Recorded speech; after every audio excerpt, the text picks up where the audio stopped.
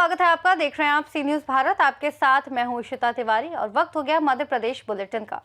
इस बुलेटिन में बात होगी आगर मालवा की, जहां कांग्रेस कमेटी की समन्वय समिति की बैठक संपन्न हुई। साथ ही बात करेंगे इंदौर की, जहां नारकोटिक्स विंग ने बड़ी कार्रवाई करते हुए एक विदेशी युवती को 31 ग्राम कोकीन पाउडर के साथ गिरफ्तार किया है। ऐसी ही तमाम खबरों पर विस्तार से करेंगे चर्चा। खबर आगर मालवा से, जो जिला कांग्रेस कमेटी की समन्वय समिति की एक महत्वपूर्ण बैठक जिला अध्यक्ष विजय लक्ष्मी तंबर के नेतृत्व में उज्जैन कोटा रोड स्थित निजी होटल में आयोजित की गई। बैठक में बड़ी संख्या में पदाधिकारी कार्यकर्ता मौजूद रहे। बैठक को संबोधित करते हुए जिलाध्यक्ष विजय लक्ष्मी तंवर ने कहा कि वर्तमान परिस्थितियों में लोकतंत्र को बचाना सभी कार्यकर्ताओं की सर्वोच्च जिम्मेदारी है। उन्होंने कहा कि लोकतंत्र को बचाने की इस प्रक्रिया में वो खुद एक कार्यकर्ता के रूप में अपनी सक्रिय भागीदारी निभाएंगे और साथ ही साथ बीएलओ स्तर पर दायित्वधारी के रूप में अपनी जिम्मेदारी पूरी निभाएंगी। जिलाध्यक्ष ने कार्यकर्ताओं से अपील की कि वो बूथ स्तर पर मजबूती से काम करें, मतदाताओं से संपर्क बढ़ाएं और किसी भी प्रकार की अनियमितता पर तत्परता से निगरानी रखें। इस उपलक्ष्य में प्रदेश प्रवक्ता गुड्डू लाला, पूर्व नगर परिषद अध्यक्ष राजमल सोनी, एनएसयूआई राष्ट्रीय महासचिव अंकुश भटनागर, पूर्व जनपद अध्यक्ष देवकरण गुर्जर समेत कई पदाधिकारी कार्यकर्तागण मौजूद रहे। आप क्या कहना चाहते हैं? आज हम जिला कांग्रेस परिवार की ओर से हमने हमारे देश की पूर्व प्रधानमंत्री आदरणीय श्री स्वर्गीय इंदिरा गांधी जी और हमारे देश में एक ऐसी वीरांगना जिन्होंने अंग्रेजों के चने चबा दिए थे, ऐसी वीरांगना हमारे देश की महान महिला रानी लक्ष्मीबाई जी की जयंती हमने सभी लोग ने मिलकर आज जिला कांग्रेस कार्यालय पर मनाई। आगर मालवा से सी न्यूज संवाददाता अर्श अहमद कुरैशी की रिपोर्ट। खबर इंदौर से, जहां नारकोटिक्स विंग ने बड़ी कार्रवाई करते हुए एक विदेशी युवती को 31 ग्राम कोकीन पाउडर के साथ गिरफ्तार किया। ये पहली बार है जब शहर में कोकीन सप्लाई रैकेट का पर्दाफाश हुआ है। कोकीन जैसे महंगे और अत्यंत घातक नशे की मौजूदगी ने प्रशासन को सतर्क कर दिया है। कार्रवाई मुखबिर की पक्की सूचना पर की गई, जिसके बाद टीम ने ऑपरेशन चलाकर अंतर्राष्ट्रीय सप्लाई चैन की कड़ियां उजागर कर दी हैं।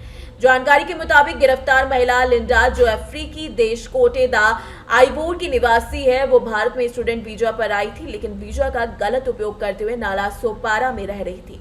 वहीं से वो देश के बड़े महानगरों में कोकीन की सप्लाई कर रही थी, जिसके संदेह में नारकोटिक्स विंग की रडार पर भी थी। टीम को इनपुट मिला था कि वो इंदौर में किसी खरीदार से संपर्क करने वाली है, जिसके बाद पुलिस ने आगे की जांच की और इसी सूचना पर विशेष निगरानी रखते हुए उसे इंदौर से दबोच लिया। प्रारंभिक पूछताछ में खुलासा हुआ कि वो एक अंतर्राष्ट्रीय ड्रग नेटवर्क के संपर्क में थी, जो अफ्रीकी देशों से भारत के माध्यम से अन्य शहरों में कोकीन की आपूर्ति करता था। अधिकारियों का मानना है कि इसके जरिए शहर में पहली बार कोकीन की बड़ी खेपानी की कोशिश की गई थी, जो नाकाम कर दी गई।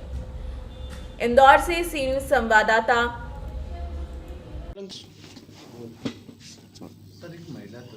कल दोपहर नारकोटिक्स विंग इंदौर में पदस्थ निरीक्षक श्री हरीश सोलंकी को मुखबिर द्वारा सूचना मिली थी कि रेसिडेंसी क्षेत्र में एक अफ्रीकी महिला कुछ मादक पदार्थ कोकीन सप्लाई करने आने वाली है।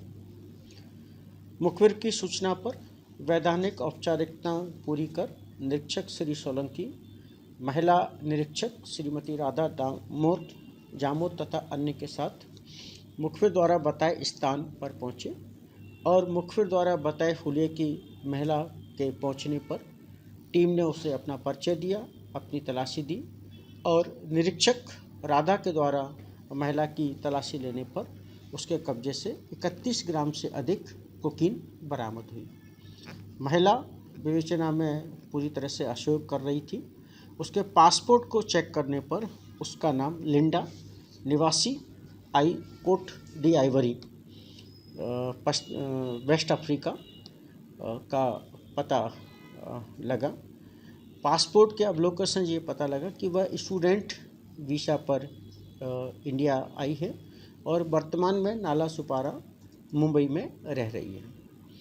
बस से मुंबई से वो कल आई थी। महिला स्टूडेंट वीज़ा पर और बस का उपयोग कर रही है, तो इस आशंका से इनकार नहीं किया सकता कि वो पहले भी आई हो। उसके मोबाइल की फॉरेंसिक जांच कर, अवलोकन कर जो भी तथ्य सामने आते हैं, उनके आधार पर विवेचना अग्रिम कार्रवाई की जा रही है। कोकीन यहाँ किसको देना है? जैसे मैं बताया ना कि वो बेचने में भारी असहयोग कर रही है और विदेशी नागरिक है, उसके मोबाइल की फॉरेंसिक जांच कर रहे हैं। कुछ कॉन्टैक्ट्स वगैरह अगर कुछ उसमें सामने आते हैं तो अभी चूँकि कल ही उसको पकड़ा है देर शाम, उम्मीद है कि कुछ और आगे बढ़ेगा, बट इस आशंका से इनका। इंदौर से सी न्यूज़ संवाददाता अंकित खरे की रिपोर्ट।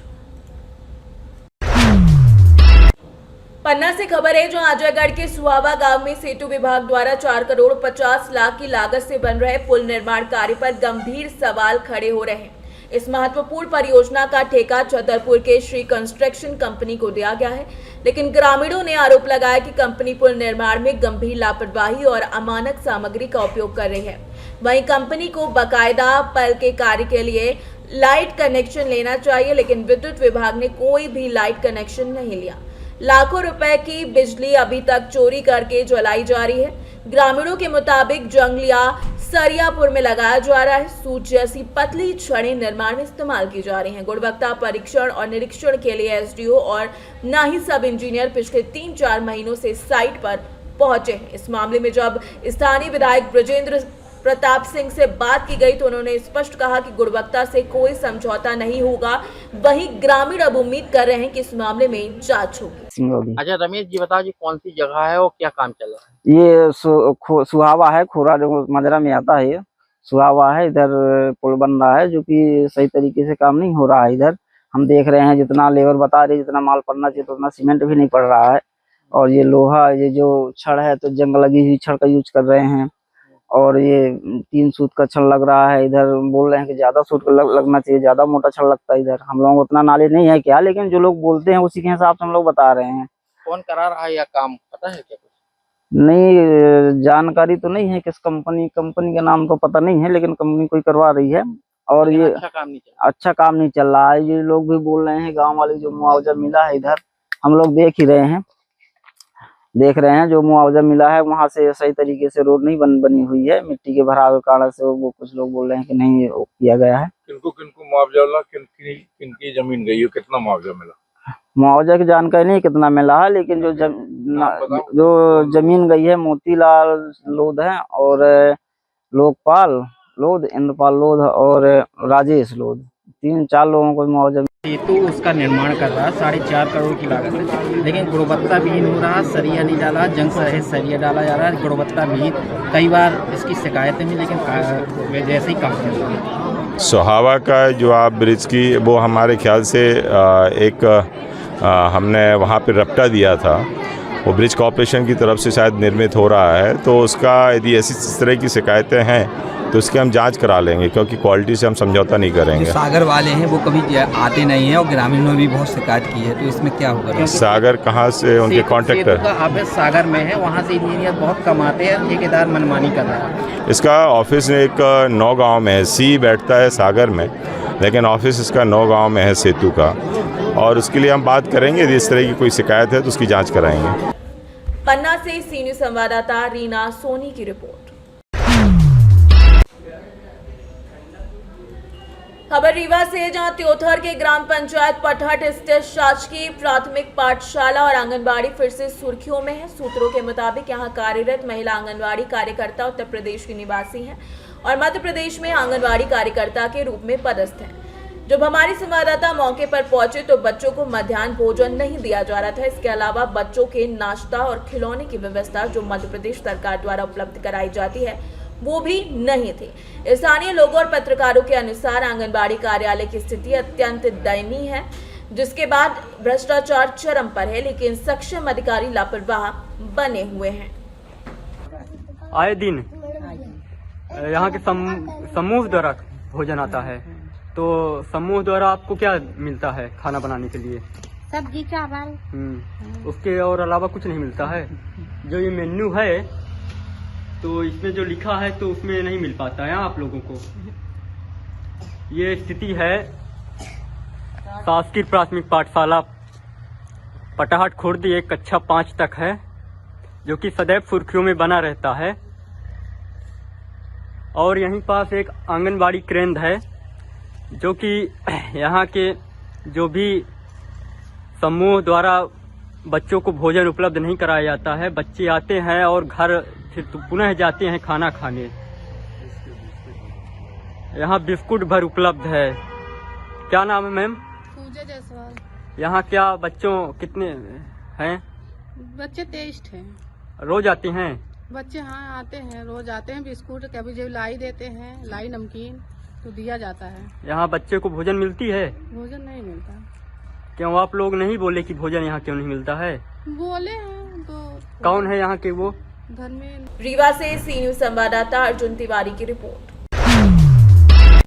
रीवा से खबर है, जो शहर से लगे दुआरी ग्राम के धनंजय प्रसाद तिवारी के निवास पर 14 नवंबर से प्रारंभ हुई शिव महापुराण कथा का 5वां दिन है। कथा में भारी संख्या में श्रद्धालु शामिल रहे। कथा पंडाल में व्यासपीठ पर आसीन कथा वक्ता संत श्री शालिग्राम दास जी महाराज अपने मुखारविंद से भक्तों को भगवान शिव के चरित्र और तत्व ज्ञान का वर्णन सुनाते नजर आए। कथा सुनकर श्रद्धालु मंत्रमुग्ध हो गए। कथा के दौरान भजनों की प्रस्तुतियां भी दी गईं, जिन्होंने श्रोताओं का मन मोह लिया और कथा स्थल का दिव्य वातावरण देखने को मिला। कथा में महिला और पुरुष दोनों की बराबर भागीदारी देखी जा रही है। मुख्य कथा श्रोता कुसुमकली धनंजय प्रसाद तिवारी ने सभी क्षेत्रवासियों से कथा में शामिल होने की अपील की है। रीवा से सी न्यूज संवाददाता अर्जुन तिवारी की रिपोर्ट। इस बुलेटिन में फिलहाल इतना ही। देश और दुनिया की तमाम बड़ी जानकारियों के लिए आप देखते रहिए सी न्यूज भारत।